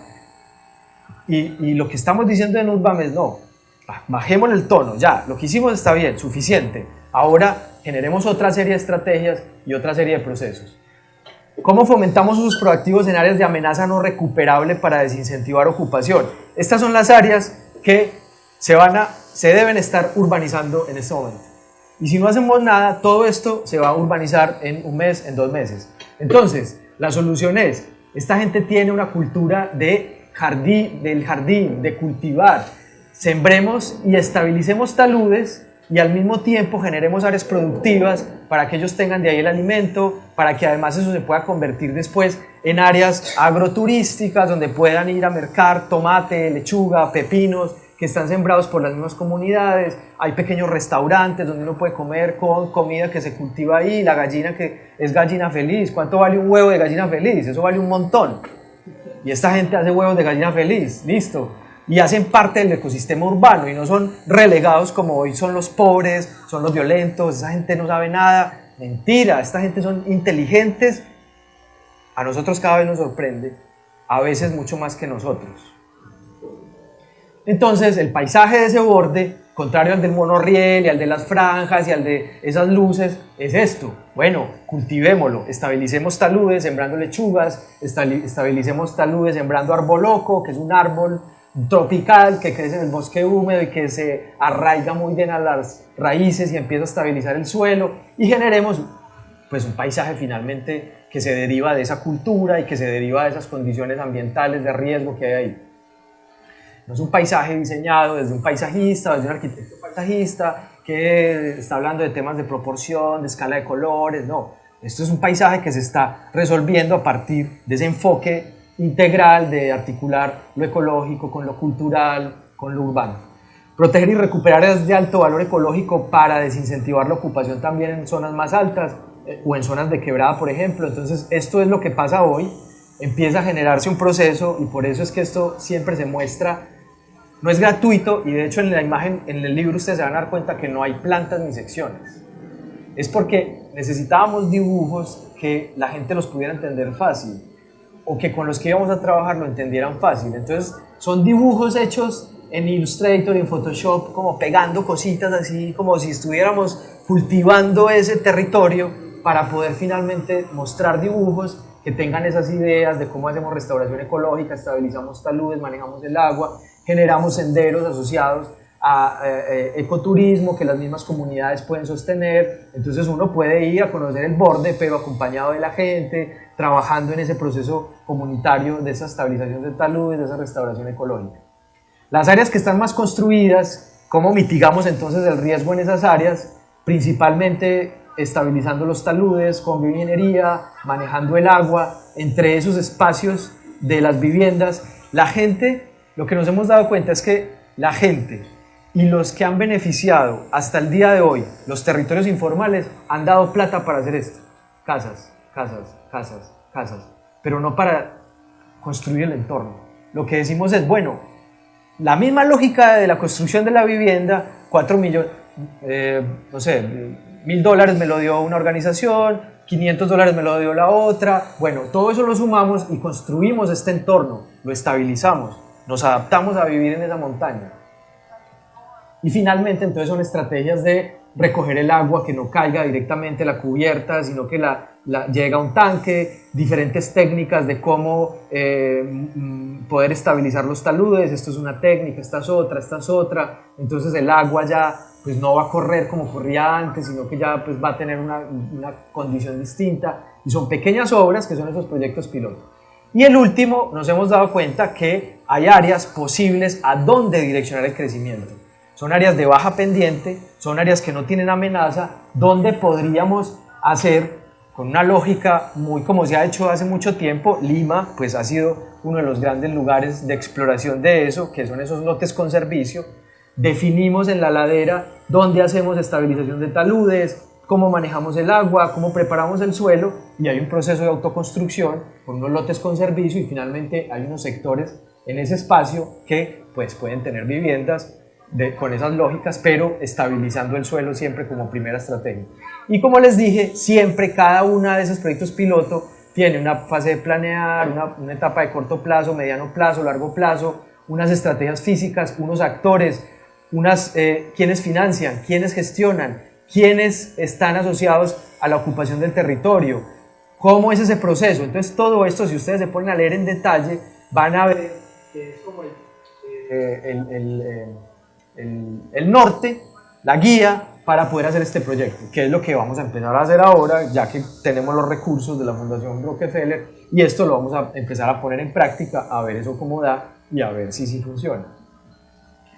Estabilización de taludes y con esos procesos de autoconstrucción de nuevas viviendas. Finalmente, esto es lo que ha hecho Medellín en los años anteriores, que todavía falta mucho hacer esto, pero claramente la estrategia del borde es otra, con otro enfoque muy distinto a esto que hay aquí. Se han hecho entonces esas publicaciones que yo les he mostrado, pero además, por ejemplo, esta fue hecha por un grupo de estudiantes de Harvard, de una maestría de paisaje en ese momento, y esta fue hecha por estudiantes también de una maestría en Alemania, que todo esto ha sido material para soportar finalmente este trabajo. Es decir, todo el trabajo de las maestrías es lo que está dando soporte a resolver el problema desde lo técnico, acompañado de todas las inteligencias colectivas que tiene la comunidad en ese diálogo de co-creación que hemos generado.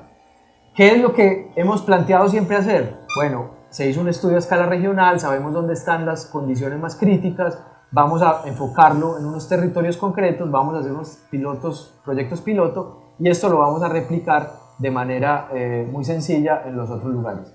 Proyectos piloto que son cosas como esto, de pequeña escala, que pues se puedan ejecutar, que se puedan replicar. Y la maestría, además, pues juega un papel fundamental. Estos son estudiantes de la maestría. Este personaje, por ejemplo, hoy es secretario de planeación de uno de los municipios del área metropolitana.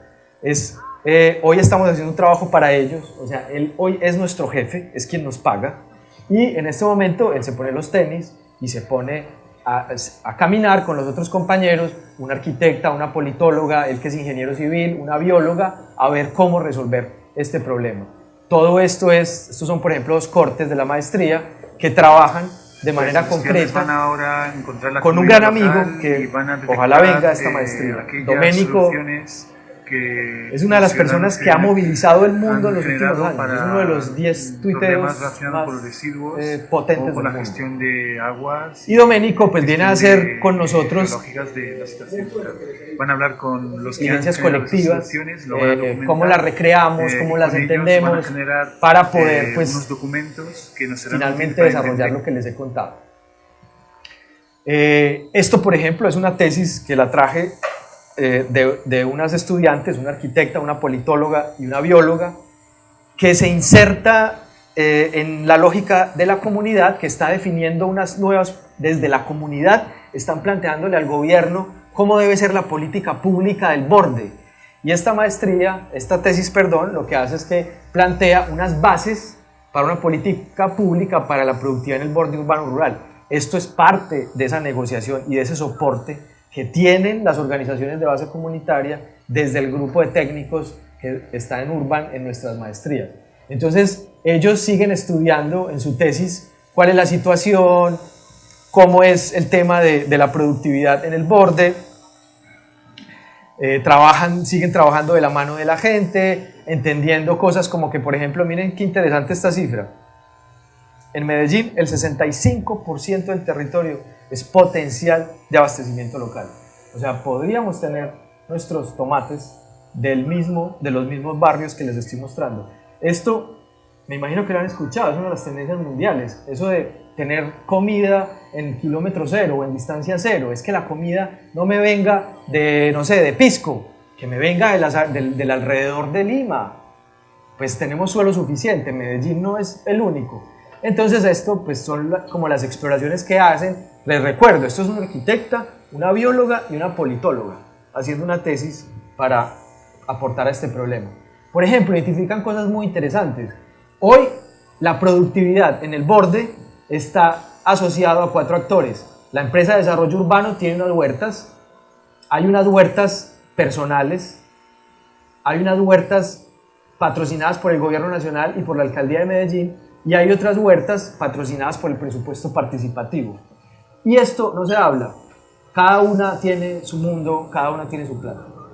Y una de las cosas que ellas identifican es pues, la necesidad de que esto se articule, se conecte para poder los recursos ponerlos en la misma bolsa y tener unos alcances mayores con esas inversiones. Bueno, esto es todo trabajo de las estudiantes que definen una serie de estrategias, definen una serie de imágenes de cómo trabajar. Esto es parte de esos cursos que hacemos con ellos en las sedes de las organizaciones de base comunitaria. Esto es parte del proceso apoyándolos en sus discusiones. Esto es liderado desde esas organizaciones, diálogo cruzado entre el campo y la ciudad en Medellín. Y nosotros con esta información apoyamos ese proceso. Esto es lineamientos comunitarios para una política pública de mejoramiento integral de barrios. Nosotros damos soporte. Esto es lo que ellos están definiendo para que el gobierno no les haga el proyecto asistencialista, convencional, y se haga un proyecto más asociado a lo que les he mostrado de rehabilitar la montaña. Otro logro desde lo político. Lo que rige en Colombia la ley del suelo, el POT, define como territorios estratégicos el borde y el río. Eso es un gran logro de haber hecho el plan director Bio 2030, porque esto se hace en otra alcaldía con otra bandera política. Es decir, lo técnico en espacios como este pueden tener continuidad y no están sujetos a las administraciones de 4 años, si es rojo, si es azul, si es verde, si es de centro, si es de izquierda, si es de derecha. Es un espacio apolítico que aporta a cualquier político. Si se me acerca el de derecha y me dice, venga, yo necesito que usted me haga los lineamientos para el borde, se los hago, pues yo soy un técnico.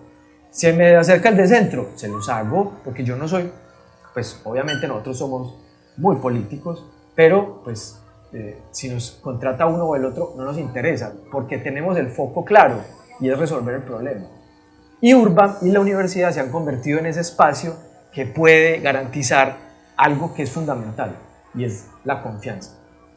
Para poder consolidar estos procesos y que estos proyectos se ejecuten, se tiene que generar confianza. Y la confianza solo se logra con tiempo y con trabajo. Bueno, esto no sé por qué se distorsionó, esto es el nombre de otro proyecto. Se nos acerca Instituto von Humboldt, que es la institución en Colombia que lidera los temas de biodiversidad. Es una de las instituciones más importantes en Colombia desde el punto de vista ambiental. Se nos acerca y nos dice, nos interesa rehabilitar la montaña para llevarlo a una organización internacional para conseguir recursos. Dijimos, listo, perfecto, ¿cómo lo quiere? Lo empezamos a armar y armamos un proyecto ya no solo del borde, sino de toda la cuenca.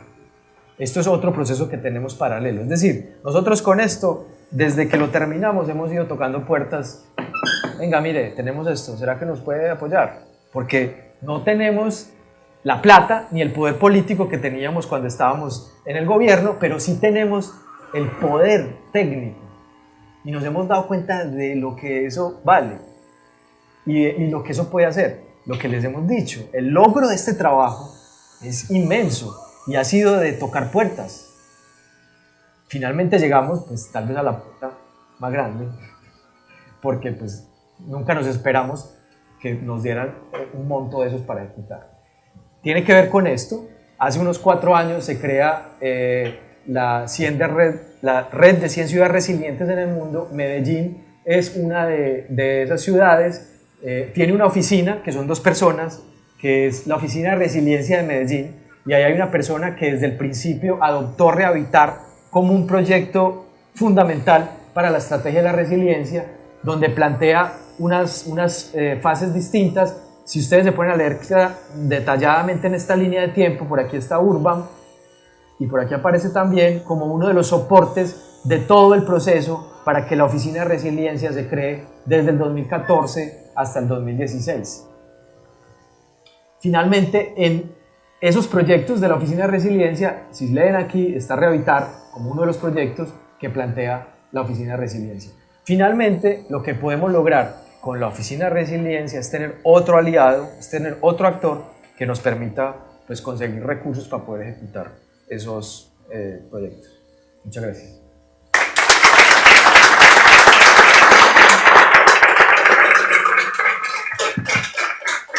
Bueno, muchas gracias, Sebastián. Ha sido un bombardeo de ideas. Creo que vamos a tener que pasar bastantes horas digiriendo lo que nos has dicho. Nos queda viernes y sábado en la maestría. Sí, sobre todo. Tenemos poco tiempo para preguntas. A mí me pareció muy interesante 2 palabras, que es la confianza, creación de confianza, y anticipación, pero no tanto la anticipación dentro del plan como anticipar instalándose en el territorio, sino cómo anticipar para que cuando haya una oportunidad estés listo para decir, bueno, esto no se tiene que hacer, se tiene que hacer de esta manera, ¿no? Y a mí lo que me causó mucha curiosidad es de que todo lo que describes tú parece ser hecho por un equipo de 30 personas, 40 personas y bueno, quisiera que nos digas cuántas personas nada más y luego cuántas personas trabajan en esto y luego lo que sí les pediría es que si tienen preguntas que lo hagamos con este micro porque estamos grabando el evento y estamos transmitiendo en el streaming. Bueno, ¿cuántas? Pues de hecho, no es o sea, cuando vean esto, pues se dan al principio cuenta del equipo. Lo que yo les decía, estos contratos, como nosotros trabajamos proyectos contratados por el gobierno tiene plata. Entonces nosotros al gobierno le decimos, mire, usted quiere generar insumos para el borde. Bueno, nosotros diseñamos un equipo. Nosotros siempre, de hecho esa es una de las tareas principales mías, diseñar las propuestas. Cuánto vale, valorarlas, cuál es el equipo, cuánto tiempo, si necesitamos software especiales, cuánto vale eso. Y tengo un equipo de soporte administrativo, logístico, jurídico en la universidad que me apoya en todo ese montaje. Entonces, al gobierno le decimos, necesitamos un equipo de 30 personas. Pues no 30, pues, son, no sé, aquí habrán, ¿qué? 10. Creo que son 10 en este. Pero eso nos queda capitalizado en este trabajo. Y después se nos suman 17 de la corte, 3 de la maestría. Vamos 27. Después se nos suman otros 15 de la otra corte. Vamos 50. Y empezamos a sumar. Entonces finalmente son más de 30. Pero por esa lógica de que lo entendemos como un proceso. Si no tuviéramos esto, que lo hemos hecho también, hemos hecho procesos donde no arrancamos como arrancamos, pues este lo arrancamos, como les decía yo, con esto. Esto fueron 6 personas, era un cuarto de tiempo de Cristian y un cuarto de tiempo de Ana Elvira Vélez en Medellín, y 2 asistentes recién egresados.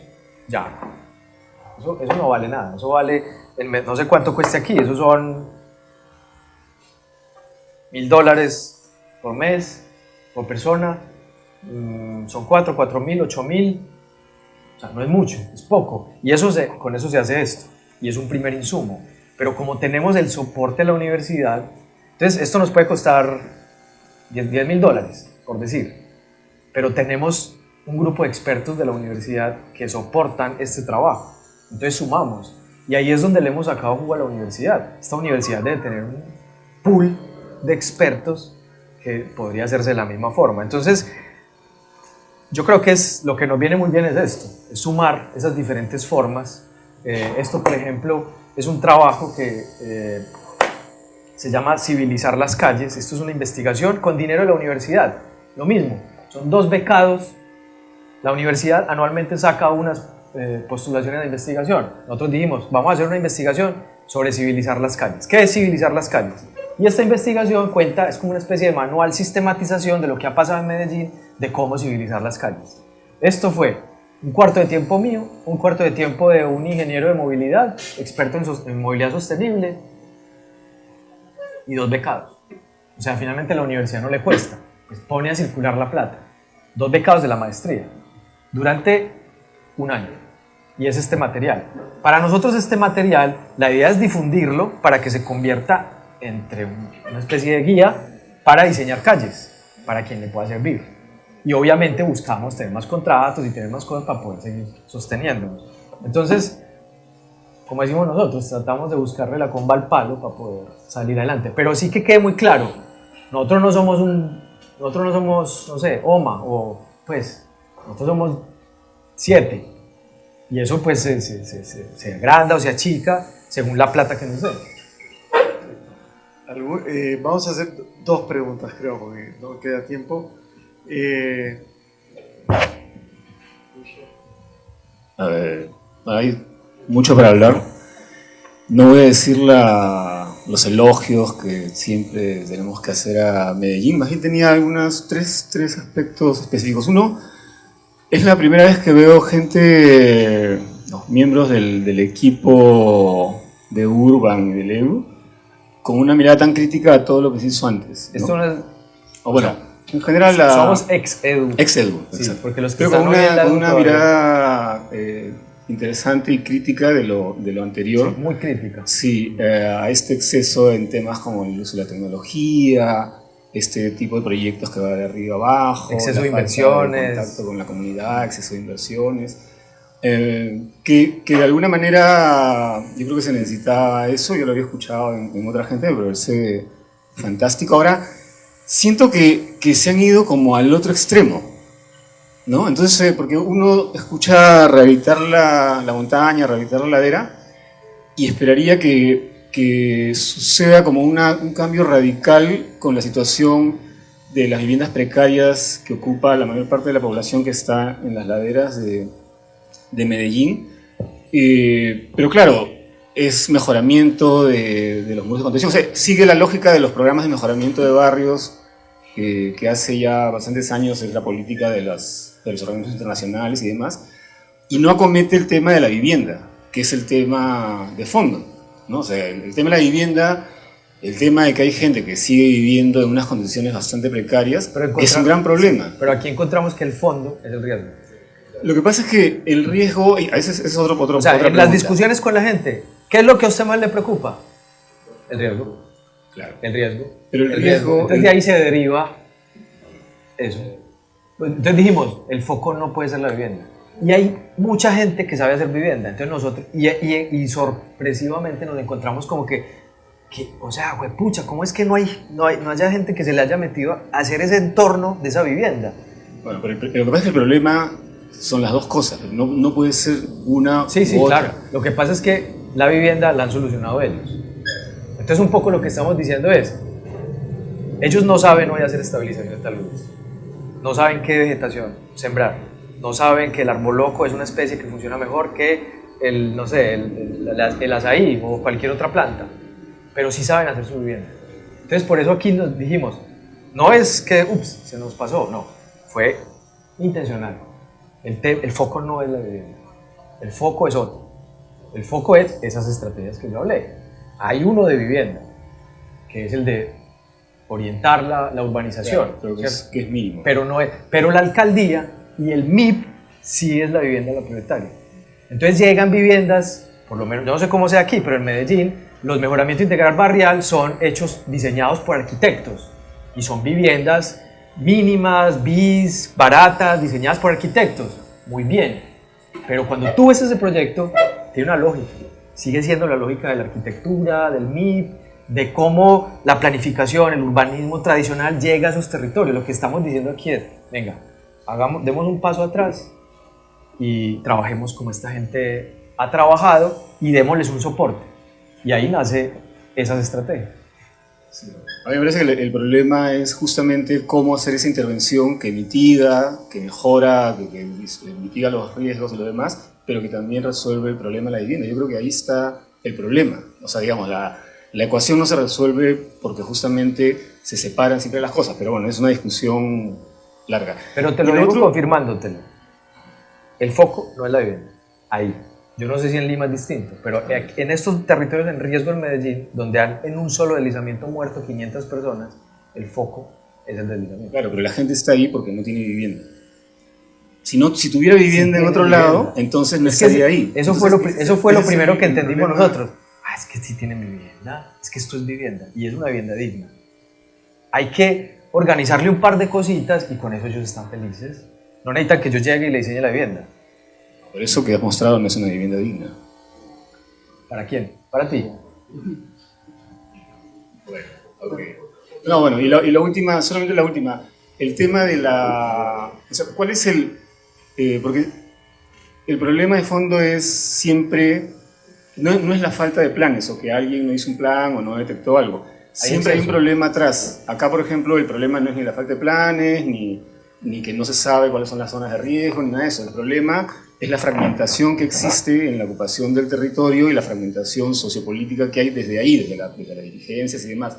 ¿Cuál es el problema? Y eso es un problema que tiene 80 años y lo que impide que se resuelva. ¿Cuál es el problema que está detrás del que no se haya resuelto hasta ahora este tipo de cosas en Medellín? Pues yo lo dije un poquito, es lo técnico sigue siendo lo técnico, lo político sigue siendo lo político y la realidad está por allá. Y es como que eso es otra lógica y eso está mal y es que tú dices, es que eso no es digno. Lo que hemos aprendido nosotros es que eso es digno.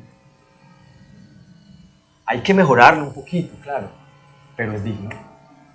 Venga, mejoremos el jardín, mejoremos la fachada, mejoremos la estructura, mejoremos una serie de cosas. Ese es el gran problema. Lo que pasa en Medellín es que aquí está la planificación, aquí está la política, las leyes y acá está la realidad. Y esto nunca se encuentra. Lo que está tratando de hacer Rehabitar es que se encuentre para poder resolver esos problemas. Esos problemas, lo que nos hemos dado cuenta es que esos problemas no los resolvemos los arquitectos. Eso es un problema de lo que yo he dicho. Son expertos en temas urbanos, en temas urbanos, arquitectónicos, ambientales y sociales. Eso es un conjunto. Y eso es top-down, bottom-up, eso es organizaciones de base comunitaria, con Fundación Rockefeller. nosotros cuando en esos diagramas está fundaciones internacionales y pensábamos, claro, aquí hay que traer a la Rockefeller, a la Ford, a no sé quién, y esas son las razones, por ejemplo, por las que nos interesa estar en contacto con el norte de América, a conseguir recursos, pero sí, pues hay una desconexión. Y lo que tú dices, hay muchos planes, eso nos facilita a nosotros trabajar, porque hay mucha información. Lo que pasa es que son informaciones desarticuladas, que no se digieren. Yo tenía un profesor en la maestría francés que me decía, hay que rumiar las ideas, hay que digerirlas. Y yo no le puedo sacar a una población del borde de Medellín que vienen desplazados de las zonas afro, de zonas indígenas, de zonas andinas, yo no le puedo sacar un estudio sobre la gestión del riesgo siendo un mamotreto técnico. Lo mato, pues no entiende, no le sirve. ¿Él qué va a decir? Bueno, hay gente que no sabe leer. ¿Qué hace? Resuelve sus cosas, sentido común.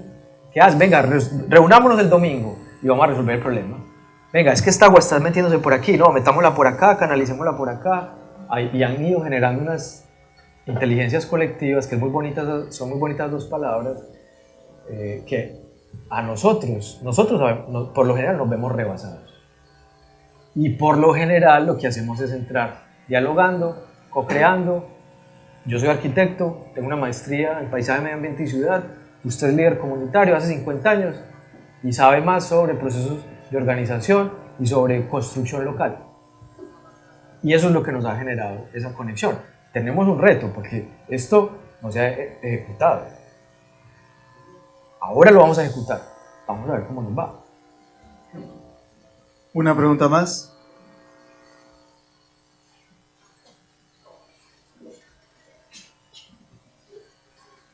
Sí, yo tengo una pregunta con respecto a que no me queda muy claro cómo se ha pensado el futuro. O sea, ¿qué va a pasar con la generación que sigue después de los que habitan ahorita esas casitas?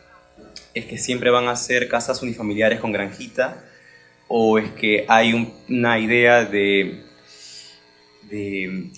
cuál es la idea de ciudad a futuro detrás, número uno? Y número dos, ¿cómo estas ideas de mejoramiento de barrios piensan resistir la presión inmobiliaria a futuro posiblemente?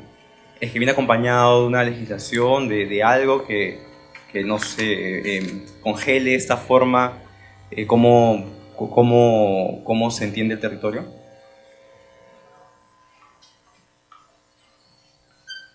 Mira, lo que nos hemos, o sea, pues todo lo que estamos pensando es para que estas personas sigan viviendo en el lugar, que es lo que ellos quieren, y sigan viviendo bajo unas lógicas muy como las imágenes que mostramos, que como vieron son imágenes todas muy bajo perfil,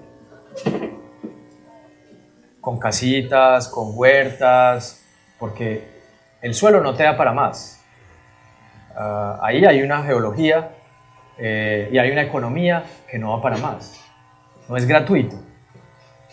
Entonces, la idea es consolidar esos paisajes que vimos ahí. Y no hay una presión inmobiliaria, porque son territorios que están muy estigmatizados. De hecho, inclusive en las zonas donde se han hecho los proyectos urbanos en Medellín del urbanismo social más famosos, aún sigue sin haber esa presión inmobiliaria. Y eso lo preguntan permanentemente, pero no, es que ustedes están generando gentrificación. Pues, a ver, cuando se hizo el trabajo se estaba pensando en cómo resolver el espacio público, el equipamiento, cómo mejorar esto, cómo consolidarlo. No se estaba pensando en si iba a haber un rebote en gentrificación. Y hasta el día de hoy eso no ha pasado, porque hay una estigmatización muy brava.